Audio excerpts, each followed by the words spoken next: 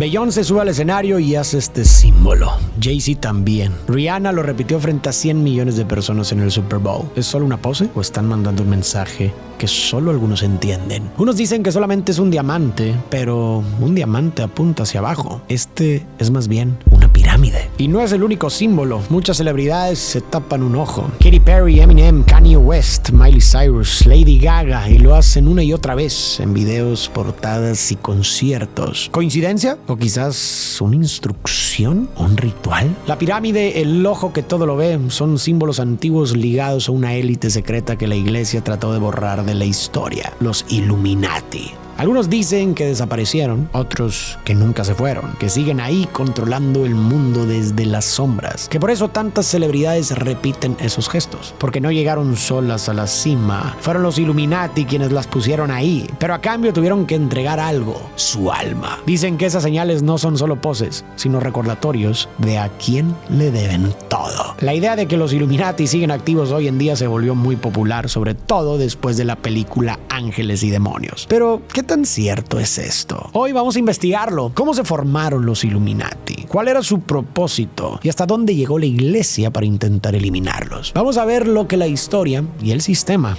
han tratado de mantener oculto. Y te vas a sorprender, porque hay documentos, testimonios y denuncias que muestran que los Illuminati siguieron operando mucho después de lo que la gente piensa. Y no solo eso, algunos afirman que desde las sombras orquestaron uno de los eventos más radicales de la historia moderna. Así que antes de preguntarnos si siguen activos hoy, primero hay que preguntarnos si en realidad se fueron alguna vez. El Papa ha muerto. Miles de personas se reúnen en la Plaza de San Pedro para despedirlo. Su cuerpo avanza en procesión. Detrás caminan los preferiti, los cardenales con más posibilidades de ocupar su lugar. En unos días comenzará el cónclave, la votación secreta para elegir al nuevo líder de la iglesia. Un líder que enfrentará un desafío urgente: recuperar la fe en un mundo que ya no busca respuestas en Dios, sino en la ciencia. Mientras tanto, en un laboratorio en Suiza, la doctora Vittoria Vetra y el científico y sacerdote Silvano Bentivoglio acaban de producir algo que podría cambiar la historia: antimateria. Una sola gota tiene el poder de una bomba nuclear. No es solo un logro científico, sino una posible arma de destrucción masiva. Silvano la mira, suspira y dice: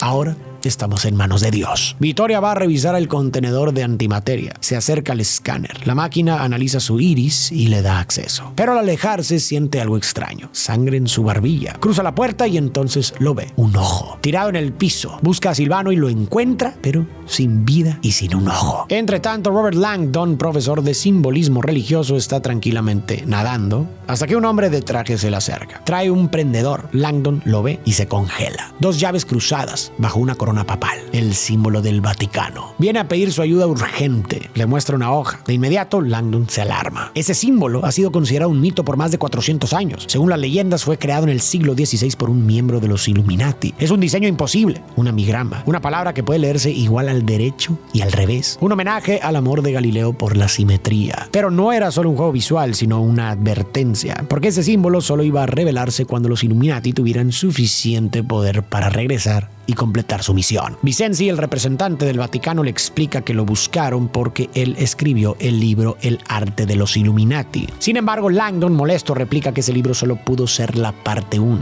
El Vaticano le negó el acceso a sus archivos secretos y sin eso no pudo contar la historia completa. Langdon vuelve a observar el símbolo y comenta que alguien quiere hacerles creer que los Illuminati han regresado a Roma. Vincenzi suspira y revela: 4 cardenales han sido capturados y han recibido una amenaza de que van a eliminarlos públicamente, uno por hora. La primera ejecución será hoy a las 8 de la noche. No es solo que quieren hacerles creer, es que los Illuminati realmente han vuelto. El cónclave debía comenzar hoy, lo han estado posponiendo, pero no podrán seguir haciéndolo por mucho tiempo sin que la gente empiece a sospechar que algo anda mal. Necesitan que Langdon los ayude a analizar las pistas y rastrear a los responsables antes de que sea demasiado tarde. Suben a un jet privado y se dirigen hacia Roma. Vincenzi comenta que van a cazar a los Illuminati con todo lo que tienen y, si es necesario, eliminarlos. Pero Langdon lo frena. los Illuminati no fueron violentos, hasta que la iglesia los presionó a hacerlo. Explica que los Illuminati eran en esencia un grupo de iluminados, físicos, matemáticos y astrónomos. No estaban en contra de la religión, solo querían que las enseñanzas de la iglesia no contradijeran lo que la ciencia ya había demostrado. Y claro, eso no le gustó a la iglesia, así que hizo exactamente lo que Vicenzi acaba de proponer. Los cazó y los eliminó. Eso los obligó a esconderse, a volverse una sociedad secreta. De lo que acaba de decir Langdon, qué es verdad y qué es mentira. Para empezar, tiene razón en algo. El significado Illuminati es simplemente la palabra en latín para los iluminados. Personas que supuestamente han recibido una sabiduría especial o una verdad oculta. Pero los Illuminati no son tan especiales como parece. A lo largo de la historia han habido muchísimos grupos que afirmaban lo mismo, que ellos tenían acceso a revelaciones esenciales y exclusivas. En la antigua Grecia estaban los pitagóricos, que creían que los números eran símbolos divinos, que todo en el universo seguía un orden matemático y que solo ellos podían entenderlo. Después surgieron los órficos, que hablaban de la reencarnación del alma y usaban rituales para alcanzar una verdad más elevada. Más adelante llegaron los gnósticos, que decían que el mundo material era una prisión y que solo quienes obtenían la gnosis, una sabiduría secreta, podían liberarse. Y por ahí de 1400 en Europa, sobre todo en Italia, empezaron a surgir otros grupos parecidos. Pero a diferencia de los anteriores, ellos no buscaban la verdad en rituales o religión, sino en la razón, la filosofía, las matemáticas y una ciencia todavía muy rudimentaria. No eran sociedades secretas, sino círculos intelectuales abiertos donde se reunían a discutir ideas que en su época eran escandalosas. ¿Y si el ser humano no está aquí solo para servir a Dios? ¿Y si la verdad no viene de la Biblia, sino de la razón? ¿Y si las enfermedades no son castigos divinos, sino fallas del cuerpo? Y claro que para la iglesia de aquella época esas discusiones eran una amenaza, porque no solo cuestionaban la fe, sino que también su autoridad. Y así habría empezado un conflicto entre la iglesia y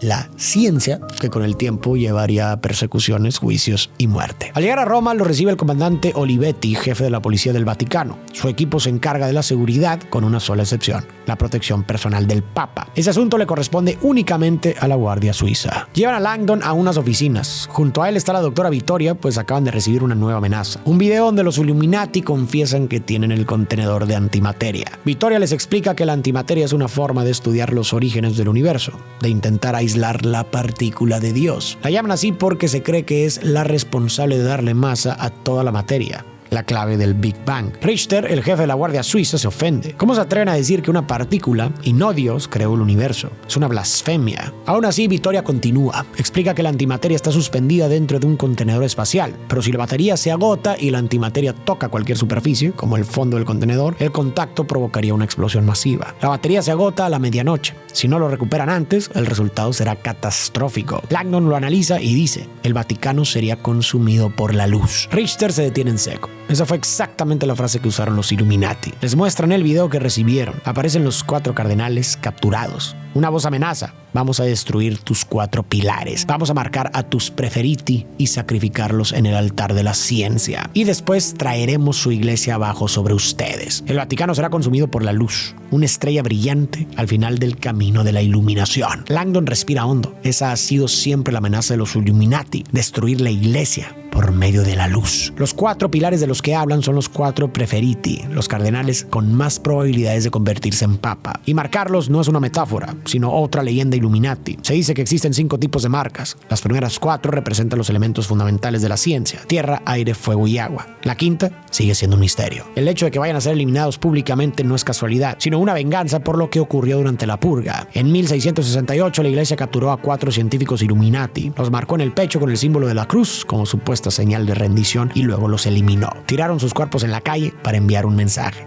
no se cuestiona a la iglesia, y mucho menos en temas científicos. Este acto radicalizó a los Illuminati, los empujó a volverse más oscuros y más violentos y a esperar su momento para vengarse. Ahora, siglos después, han encontrado la forma perfecta: usar antimateria y tecnología para que la ciencia, literalmente, destruya la religión. ¿Es verdad lo que acaba de decir Langdon? La purga, como la cuenta la película, nunca ocurrió. Es un evento ficticio. Pero El autor la inventó como una forma de representar algo que sí sucedió en la vida real, la reacción violenta que la iglesia tuvo contra quienes la contradecían. Después de los debates filosóficos que surgieron en Italia hacia 1400, cambió por completo la forma en que muchos europeos entendían el mundo. Ya no creían que Dios era el centro absoluto del universo, del conocimiento, del sentido de la vida, sino que ahora el foco estaba más en el ser humano, en sus emociones, sus capacidades y su lugar en el mundo. Y con ese cambio empezó a crecer la curiosidad por entender la realidad, pero no a través de la Biblia, sino por medio de la razón, la observación y el experimento. En medicina, algunos comenzaron a ignorar las restricciones de la iglesia y empezaron a diseccionar cadáveres para estudiar el cuerpo humano. Y descubrieron que muchas de las ideas aceptadas por la iglesia de aquella época estaban profundamente equivocadas. En astronomía empezaron a notar que, contrario a lo que decía la Biblia, la Tierra no parecía estar en el centro del universo. Y así, poco a poco, la ciencia comenzó a quitarle a la iglesia el monopolio de la verdad. Y como era de esperarse,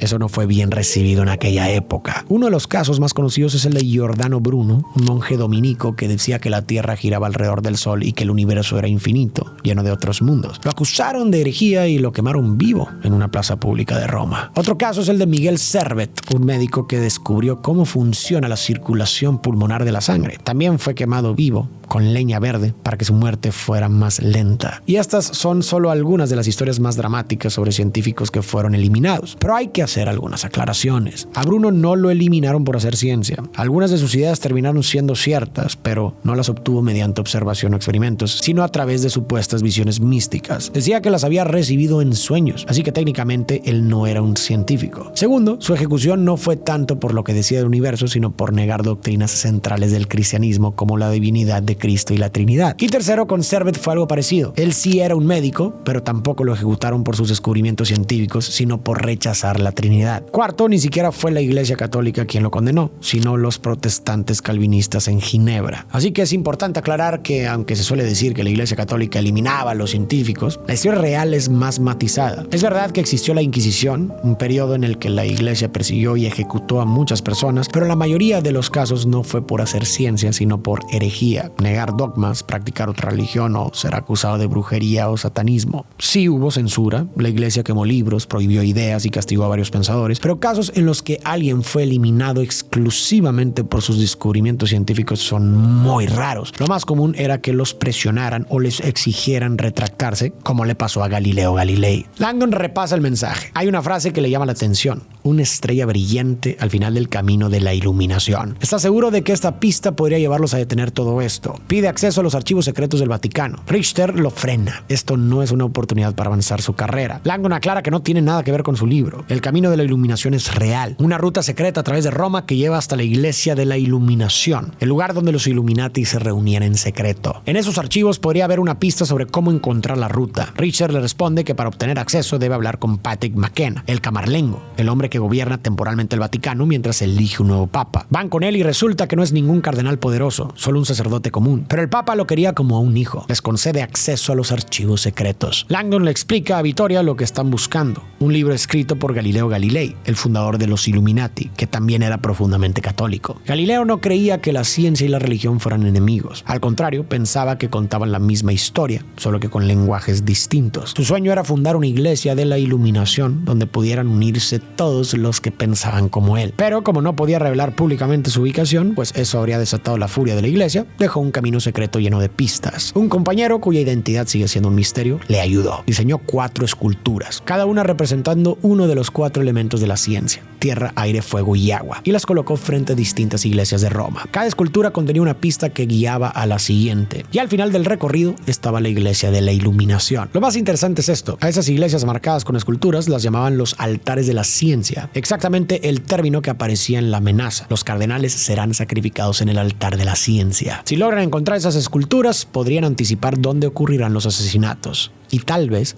detenerlos. Galileo Galilei fue un astrónomo físico y matemático, uno de los padres de la ciencia moderna. A principios de 1600 usó un telescopio, que en ese momento era algo totalmente nuevo, para observar el cielo y confirmar algo que iba en contra de lo que enseñaba la iglesia. La Tierra no era el centro del universo. En realidad, giraba alrededor del Sol. Y eso fue un escándalo. No solo contradecía la Biblia, sino que derrumbaba la idea de que los humanos ocupábamos un lugar especial en el cosmos. No éramos el centro de la creación. La iglesia lo acusó de herejía y lo obligó a retractarse públicamente. Y como castigo lo condenaron a arresto domiciliario y pasó el resto de su vida encerrado en su casa. El hecho de que desafiara a la iglesia, de que pasara sus últimos años aislado y de que fuera un genio adelantado a su tiempo alimentó la leyenda de que él fue el fundador de los Illuminati, una sociedad formada por científicos y matemáticos que al no poder hablar libremente empezó a operar desde las sombras, que buscaban debilitar el poder de la iglesia y defender la ciencia y la libertad de pensamiento. Y aunque esta historia podría sonar fascinante, la verdad es que no hay evidencia de esto. No existe ninguna carta, documento ni testimonio de su época que sugiera que Galileo formó parte de algo así, mucho menos que lo haya fundado. Entonces, ¿esto quiere decir que los Illuminati nunca existieron? Claro que existieron, y algunos dicen que todavía siguen operando, pero su objetivo no era proteger la ciencia, sino controlar el poder para crear un nuevo orden mundial. Patrick se entera de que el cardenal Strauss, el encargado de organizar el cónclave, ha decidido seguir adelante con el proceso. Intenta convencerlo de cancelarlo, pero Strauss lo ignora por completo. Mientras tanto, el capturador recibe un mensaje. El pago ha sido confirmado. Se dirige hacia donde mantiene a los cardenales cautivos. Ellos lo enfrentan, le dicen que Dios no lo perdonará. Él los mira y responde: si Dios tiene un problema conmigo, no es por lo que hice, es por lo que estoy a punto de hacer. Prende una fogata y comienza a calentar un hierro al rojo vivo. Después de mucha espera, Langdon finalmente accede a los archivos secretos del Vaticano. Ahí encuentran lo que buscaban: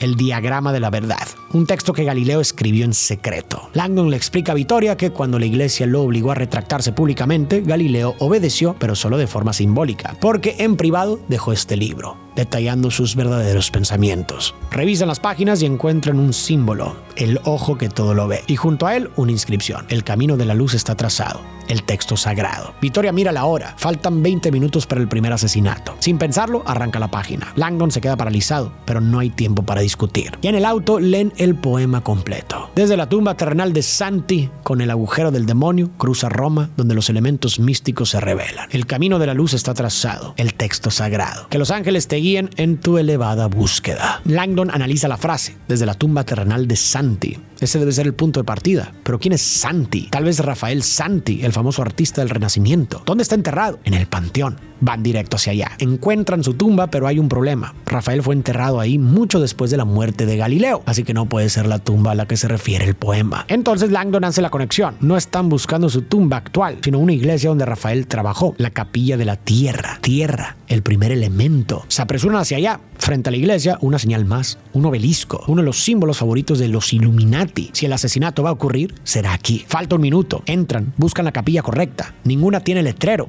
pero una está decorada con pirámides. Langdon no duda. Se acerca y en el suelo encuentra una trampilla. La abren, bajan al sótano y ahí está uno de los cardenales, muerto, marcado con la palabra tierra. Langdon observa la capilla. Fue diseñada por Rafael, pero las esculturas no son suyas, son de Bernini. Y si él fue el colaborador secreto de Galileo, el que ayudó a construir el camino de la iluminación, suena poco probable. Bernini trabajó muy de cerca con la iglesia, pero tal vez por eso mismo tendría sentido, nadie sospecharía de él. Sigue explorando, encuentra una escultura. Es Habacuc y el ángel, el profeta que anunció la destrucción de la tierra. El ángel extiende un brazo y señala hacia el suroeste. Langdon lo recuerda, que los ángeles te guíen en tu elevada búsqueda. Está convencido. Esa es la señal. Si el primer elemento fue tierra, ahora viene aire. Necesitan encontrar otra escultura de Bernini relacionada con el aire en una iglesia al suroeste. Langdon sube a la azotea y entonces la ve. La plaza de San Pedro, diseñada por Bernini. El segundo marcador debe estar ahí. Aquí es donde la trama de la película empieza a tambalearse. Al principio nos presentan a los Illuminati como un grupo de científicos, matemáticos y defensores del pensamiento racional, pero de repente todo gira en torno a esculturas, poemas y artistas del Renacimiento como Bernini y Rafael. ¿Dónde quedaron los científicos? Y luego está el camino de la iluminación. Según la película, este camino secreto se puede seguir gracias a estatuas que apuntan con el dedo en una dirección específica. Y plantea que Langdon, 400 años después, encuentra esas estatuas exactamente en el mismo lugar, señalando exactamente la misma dirección. ¿De verdad nadie las movió en 4 siglos? Ni una restauración, ni un ligero cambio de lugar. Pero dejando eso de lado, lo más importante es que la película plantea un origen de los Illuminati que no tiene nada que ver con el real. La película insiste en que los Illuminati eran un grupo de científicos y matemáticos que al principio solo querían que la iglesia aceptara los avances científicos. Pero la historia real es muy distinta. Para empezar, su fundador, Adam Weishaupt, no era ni científico ni matemático, sino abogado. Y su objetivo no era defender la ciencia, sino instaurar un nuevo orden mundial, una especie de república universal. Pero para lograrlo creía que era necesario eliminar tanto al cristianismo como a los gobiernos. Sin embargo, Weishaupt no buscaba el poder para sí mismo, sino para liberar a la humanidad. Quería crear una sociedad más justa, sin clases sociales, sin reyes y sin guerras entre países. Quería crear un mundo donde los bienes se compartieran y las religiones desaparecieran, porque según él, solo servían para dividir y manipular. Básicamente algo muy parecido al comunismo. Pero Weishaupt sabía que la gente es difícil de convencer. No basta con tener buenas ideas, sino que hay que saber venderlas. Y así encontró la debilidad humana de que a todos nos gusta sentirnos especiales, parte de algo exclusivo. Si les ofreces a las personas acceso a secretos, ya sea reales o inventados, es mucho más fácil ganarte su atención y su confianza e incluso su obediencia. Puedes dirigirlos sin que se den cuenta. Él mismo escribió: de todos los medios que conozco para guiar a los hombres, el más eficaz es un misterio oculto. La curiosidad de la mente es irresistible. Voy a usar esa debilidad humana, pero con un fin bueno, el bienestar de la humanidad. Y con eso en mente, buscó una sociedad secreta que ya existiera para usarla como fachada, y eligió a los masones. Se unió a una logia, es decir, una comunidad local masónica, y desde ahí empezó a difundir sus ideas y a reclutar seguidores. Conforme el grupo fue creciendo, comenzaron a infiltrarse en círculos literarios y sociales para influir en lo que la gente pensaba. Al mismo tiempo, manipulaban los medios de comunicación. Si un autor publicaba algo que no coincidía con su agenda, intentaban sumarlo a la causa,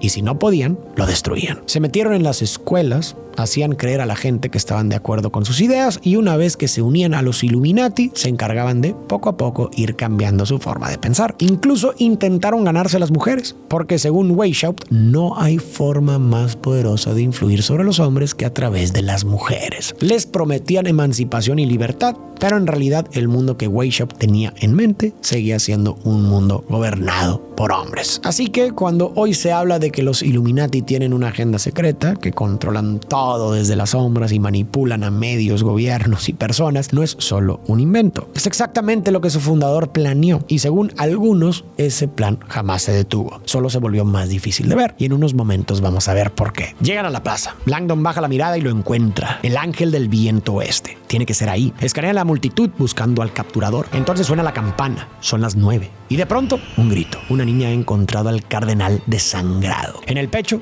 la palabra aire. Junto al cuerpo hay una nota. Desde sus muros le quitamos la vida al Papa. Con la solución del hombre detuvimos su corazón. Con su propia aguja atravesamos su impío velo. Los Illuminati no solo están eliminando cardenales, también eliminaron al Papa. Olivetti pregunta si el Papa recibía medicamentos inyectados. Patrick asiente. Tomaba tinzaparina a diario. Vittoria interviene. En dosis incorrectas. Ese anticoagulante puede causar hemorragias internas masivas. El cuerpo parecería haber sufrido un paro, pero en realidad se estaría desangrando por dentro. Patrick le pide a Langdon que continúe con su búsqueda. Para eso tiene que volver a revisar los archivos. Mientras tanto, Vittoria decide revisar el diario de su colega Silvano. Tal vez dejó alguna pista sobre quién más conocía el proyecto de antimateria. Patrick la encuentra hojeándolo y le pregunta: ¿cómo sabrían si el Papa murió por una sobredosis? Ella responde que la lengua y la boca se verían negras. Es inconfundible. Patrick necesita saber la verdad. Baja a la cripta para ver el cuerpo con sus propios ojos. En el camino le confiesa a Vittoria que quedó huérfano a los 9 años. Un cardenal se compadeció de él y lo adoptó como a un hijo. Ese cardenal era el Papa. Langdon, mientras tanto, busca una escritura de Bernini relacionada con el fuego y la encuentra. El éxtasis de Santa Teresa. Un ángel atraviesa el pecho de la santa con una lanza, encendiendo un fuego divino. Ahí debe ser. Patrick llega al féretro, se arrodilla, reza en voz baja. Tú me enseñaste a hacer lo correcto, sin importar cuánto duela. Entonces retiran la cubierta. El rostro está ennegrecido, la lengua hinchada. Definitivamente fue eliminado. Vittoria regresa por los diarios de Silvano, pero ya no están. Alguien se los llevó. Patrick rompe el protocolo y entra al cónclave. Les informa que el Papa fue eliminado, que la iglesia está bajo ataque de un enemigo antiguo, los Illuminati, un grupo que los ha saboteado desde adentro, eliminando en nombre de su Dios, la ciencia. Langdon, Olivetti y la policía llegan a la iglesia, abren la puerta y lo ven. Un cardenal colgado en forma de crucificado, en llamas. Corren hacia él, pero antes de que puedan bajarlo, se escuchan disparos. El capturador está ahí. Tienen que correr y esconderse. Uno a uno van cayendo. El único que logra escapar es Langdon. Vittoria, por su parte, busca a Richter y descubre que él tiene el diario de Silvano. ¿Por qué se lo robó? ¿Qué está ocultando? Langdon intenta descubrir cuál es el cuarto altar de la ciencia. Saca un mapa y marca los 3 lugares donde ya han ocurrido asesinatos. Recuerda la frase: cruza Roma, donde los elementos místicos se revelan. Y entonces lo ve. Los puntos forman una cruz. Literalmente, cruz a Roma. Solo falta un elemento: agua. Y hay un sitio que encaja perfecto, la fuente de los 4 ríos de Bernini. Corre hacia la fuente. Al llegar lo confirma. Un obelisco en el centro. En la punta, una paloma. El ángel de la paz está mirando hacia el este. Pero antes de que pueda hacer algo, una van se detiene. Un cardenal atado a un diablito de carga es lanzado al agua. Langdon corre. Con ayuda de los turistas logra sacarlo a tiempo. Es el cardenal Baghia. Apenas puede hablar, pero dice Castel Sant'Angelo. Por supuesto, el castillo del ángel. Ahí debe estar la iglesia de la iluminación y también el contenedor de antimateria. Volviendo a la historia de Weishaupt, sus Illuminati fueron ganando cada vez más poder y se fueron expandiendo por Europa. Desde Italia hasta Dinamarca, desde Polonia hasta París. Algunos dicen que eran 450 miembros. Otros que llegaron a ser casi 2,000. Sin embargo, en 1784 el gobierno de Baviera los consideró una amenaza para el Estado y ordenó disolverlos. Clausuraron sus logias, confiscaron sus documentos y comenzaron a perseguir a sus líderes. Weishaupt tuvo que huir y vivir el resto de su vida en el exilio. Oficialmente los Illuminati dejaron de existir, pero de verdad desaparecieron. Después de esa primera orden, el gobierno volvió a prohibirlos. En 1785, 1787 y otra vez en 1790, lo que significa que seguían operando en las sombras. Y hay algo más inquietante. Esas prohibiciones solo aplicaban en Baviera. En el resto de Europa, donde ya se habían infiltrado, no había ninguna restricción. Bien podrían haber seguido moviéndose desde Francia, desde Italia o desde cualquier otro lugar. De hecho, en 1789, el mismo año que estalló la Revolución Francesa, comenzaron a circular denuncias en Francia. Afirmaban que los Illuminati ya se habían infiltrado en todas partes. Logias masónicas, círculos intelectuales y hasta en grupos políticos clave. Unos años después, en 1797, el científico escocés John Robinson publicó un libro donde acusaba directamente a los Illuminati de haber manipulado la Revolución Francesa desde las sombras. Y él no era un conspiranoico cualquiera. Robinson era profesor universitario, miembro de la Royal Society y además masón. Según él, presenció la infiltración de miembros Illuminati en su propia logia y tuvo acceso a documentos y testimonios reales confiscados por el gobierno de Baviera. Así que, por lo menos, hay evidencia de que el grupo no desapareció tan rápido como nos han hecho creer. Siguieron activos años después de su disolución oficial y según algunos no solo sobrevivieron, sino que empujaron uno de los eventos más radicales de la historia moderna. Y si eso es cierto, ¿qué más orquestaron sin que nadie lo notara? ¿Y si nunca se fueron? Langdon, Vittoria y la policía se lanzan para Castel Sant'Angelo. Ella comenta que Richter le robó el diario de Silvano. No pueden confiar en él. Langdon lo conecta todo. Así es como eliminaron al Papa. Los Illuminati se infiltraron en la Guardia Suiza. Al llegar al castillo empiezan a explorar y Langdon nota que todas las esculturas de ángeles apuntan hacia la misma dirección, al sótano. Bajan y encuentran una piedra en forma de estrella con un ojo tallado en el centro. Sigue la punta y descubre un pasaje secreto que conecta directamente con el Vaticano. El capturador está empacando sus cosas cuando recibe un mensaje. El auto está listo. Las llaves escondidas en la llanta delantera. Langdon y Vittoria siguen explorando y por fin llegan al lugar que tanto buscaban, la iglesia de la iluminación. Pero no están solos. El capturador está ahí, escondido, viéndolos. Langdon revisa el lugar, encuentra los hierros usados para marcar a los cardenales, los 4 elementos y uno más, 2 llaves cruzadas, el símbolo del Papa. Antes de destruir el Vaticano van a destruir al Papa. Y si no hay Papa, entonces el objetivo es el Camarlengo. Deciden llamarlo, pero en ese momento el capturador aparece. Apunta con su pistola y les ordena tirar el celular al fuego. Les dice, cuando me llaman, siempre se aseguran de decirme que lo que piden es la voluntad de Dios. Aclara que no va a eliminarlos, no le pagaron para eso, y les lanza una advertencia. Tengan cuidado, estos son hombres de Dios. Mientras tanto, Patrick está rezando en su habitación. Entra Richter y cierra la puerta. El capturador sigue las instrucciones de su contratante. Sube al auto, enciende el motor y en segundos explota en llamas. No iba a dejar ningún cabo suelto. Langdon corre por los túneles hasta llegar al Vaticano. Va directo a la habitación del Camarlengo y lo encuentra en el suelo. Richter encima de él con una pistola en la mano. Patrick grita que lo ayuden, que lo salven. La policía no duda, le dispara a Richter. Con las pocas fuerzas que le quedan, Richter abre la mano y revela que tiene una llave. Langdon no sabe qué significa, pero la toma. Patrick les muestra la marca que le puso, el símbolo del Papa, pero al revés. De inmediato piensan en San Pedro, el primer Papa, que fue crucificado de cabeza. Y recuerda, está enterrado justo debajo del Vaticano. Langdon recuerda la amenaza. Traeremos su iglesia abajo sobre ustedes. Corren hacia la tumba de San Pedro y ahí está, el contenedor con la antimateria. Solo tienen unos minutos antes de que la pila se agote. Vittoria intenta reemplazarla, pero se da cuenta de que no va a lograrlo. No hay suficiente tiempo. Entonces Patrick toma una decisión. Agarra la cápsula, sube a un helicóptero y despega. Besa su cruz, hace una oración y se eleva lo más alto que puede para que nadie más salga herido. El contenedor explota. El cielo se ilumina. Hay caos, pero no hay víctimas, excepto Patrick. Hasta que, de pronto, se acerca un paracaídas. ¡Está vivo! La multitud estalla en aplausos. Lo aclaman como un héroe, como un santo. En el Vaticano, los cardenales reciben la noticia. Patrick salvó a todos. Y entonces alguien sugiere, ¿y si él fuera el próximo papa? No es cardenal, ni tiene la edad necesaria. Pero existe una excepción, la elección por adoración. Si el Espíritu Santo los ilumina y todos gritan su nombre al mismo tiempo, podría ser elegido. Mientras tanto, Vittoria busca las libretas que Richter le había robado. En su escritorio encuentra una sección secreta con un espacio para una llave. Quizá Richter intentaba advertirles de algo. Langdon usa la llave. Se abre un compartimento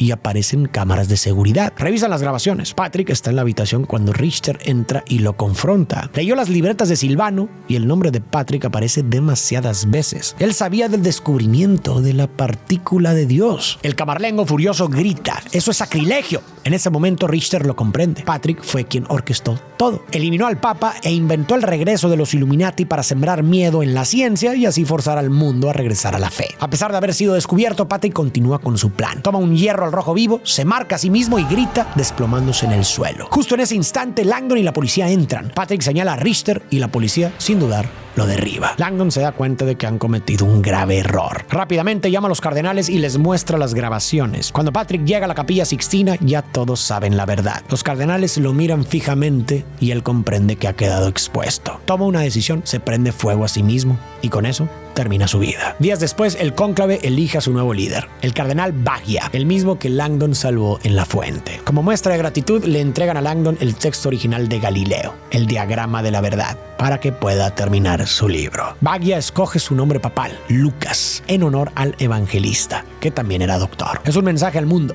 buscar la armonía entre la fe y la ciencia. ¿Los Illuminati siguen existiendo hoy en día? ¿Son una élite que manipula el mundo desde las sombras? Aunque siguieron activos un tiempo después de que fueron disueltos, eso pasó hace casi 300 años. Desde entonces no hay ninguna evidencia de que el grupo haya seguido existiendo ni operando en secreto. Expertos como Richard Spence y Mark Fenster coinciden en que no hay base real para pensar que siguen funcionando y mucho menos que controlen el mundo. Pero entonces, ¿por qué tanta gente sigue creyéndolo? Primero, porque sí hay una base histórica real. Como vimos en este video, sí existió un grupo llamado los Illuminati. Sí buscaban transformar el orden político y social. Sí operaban en secreto e infiltraban instituciones. Sí se mantuvieron activos un tiempo después de ser disueltos oficialmente. Y sí fueron vinculados a eventos fuertes como la Revolución Francesa. Es decir, en cierto momento sí fueron reales. Pero segundo, porque los Illuminati encajan perfectamente con los miedos del mundo moderno. Hoy vivimos rodeados de algoritmos que deciden qué vemos y qué no, leyes creadas por políticos que nunca vemos, sistemas fiscales imposibles de entender, datos personales que se recolectan sin saber cómo, bancos centrales que manejan la economía global, elecciones manipuladas por campañas invisibles en redes sociales, medicamentos y vacunas desarrollados por corporaciones opacas y noticias falsas mezcladas con verdades a medias. En un mundo así, es fácil sentirse perdido. Y cuando algo no se entiende, el cerebro busca respuestas. Y a veces puede ser más reconfortante pensar que alguien, aunque sea una élite secreta, tiene el control, que aceptar que nadie lo tiene. Que el mundo en realidad no tiene un orden claro, sino que es profundamente caótico. Los Illuminati ofrecen justo eso, una narrativa simple, aunque absurda, para darle sentido a lo que no comprendemos. Una forma de calmar la ansiedad que provoca no saber quién toma las decisiones. Por eso nos sorprende que tanta gente siga creyendo en ellos, porque para muchos es más reconfortante imaginar que una fuerza invisible está guiando el rumbo del mundo que, insisto, aceptar que nadie lo está haciendo.